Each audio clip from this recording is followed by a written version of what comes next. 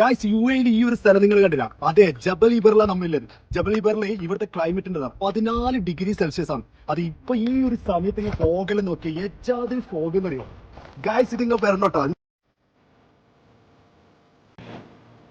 നോക്കി ഏജാതിൽ ഫോഗ് എന്ന് അറിയാം ഗായ്സ്. ഇത് നിങ്ങൾ വരണോട്ടോ, എന്തായാലും തീർച്ചയായിട്ടും ഒരു പ്രാവശ്യം വന്ന് കാണേണ്ട സ്ഥലം കേട്ടോ.